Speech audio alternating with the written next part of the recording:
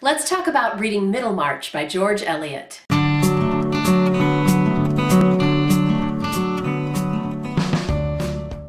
Are you and your book club fans of Jane Austen's romances?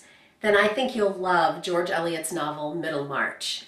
Jane Austen could be said to be writing novels about courtship, whereas I would argue this novel is really more about marriage. Virginia Woolf called this book one of the very few English novels written for grown-up people.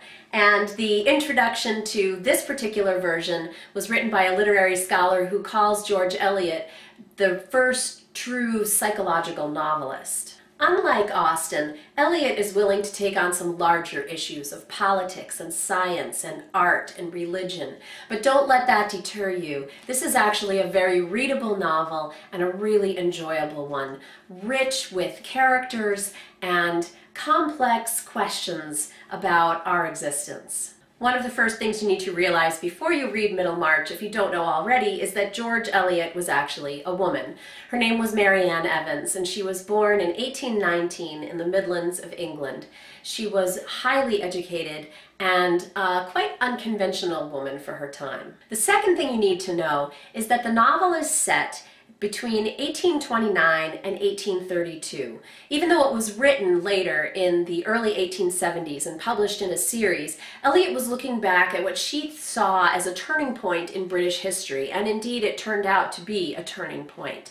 The 1832 Reform Act, you can read up on it yourself, but the gist of it is that the Parliament was being reformed in order to have greater fairness in who was seated in Parliament, and also in order to extend voting rights to a larger portion of the population. In fact, that Reform Act almost doubled the number of men in England eligible to vote. Don't be put off by the history. It's easy to Google 1832 Reform Act and read up on it a little bit. Spend 10 minutes learning about it, just so that you have some idea of this subtext that runs throughout the novel. Another thing to think about as you read and talk about Middlemarch with your book club is its subtitle, which is A Study of Provincial Life. So the word study implies that Eliot is going to give us an in-depth look at what's happening at this time in England. And in fact, that is what she does. She gives us a cross-section of people from all different classes, all different walks of life, and how their lives are working out at this interesting historical moment. At the same time, she's talking specifically about provincial life, life in the provinces outside of London. So again, it's an interesting question. How is provincial life in 1832 England still similar in some ways to provincial life today? I'll leave you with 5 concrete suggestions for things that you might want to do in the process of reading this book to make it easier for you.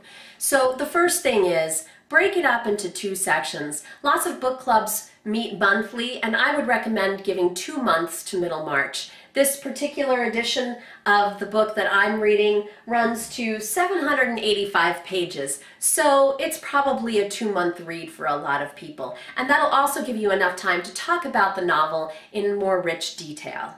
A second piece of advice is to recognize that the first section of the book is only the first of 8 sections.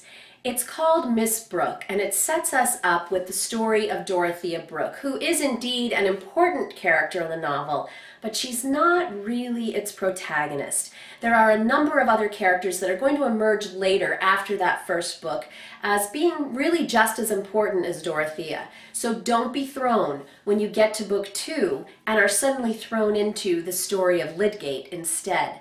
Stick with it and recognize that this is actually a story of provincial life. It covers lots of different characters and not just Dorothea's story, even though you're sort of led to believe that in the beginning of the book. Another suggestion related to that is to keep a character list. I had to do that myself when I was reading Middlemarch. There are a lot of characters to keep track of. You might even want to draw some kind of diagram that shows their relationships to one another. It'll make it easier for you, particularly in the first half of the novel as you're getting acquainted with everyone and trying to figure out who knows who and who knows what about whom. Another list that might be helpful for you is a list of the Tories and the Whigs. So the Tories are the anti-reform people, and there are a number of characters in the novel who fall under that category. They're against the Reform Act. And then the Whigs are pro-reform. So it helps to understand the relationships among the characters if you can just put them in those two categories and be clear on whose side. And then you may understand why sometimes there are conflicts among the characters. The conflicts come from their personal relationships, but they also come from that political underpinning of the novel. Finally, save some time in your discussion at the end to talk about the finale of the novel. It does a lot of wrapping up of what's happened to the characters in the future, but it's also got a couple of interesting philosophical statements that I think are worth talking about. So set aside a little bit of time in your discussion as you plan it for talking about what Eliot is saying to us in that finale, and again, how relevant it might still be to us today.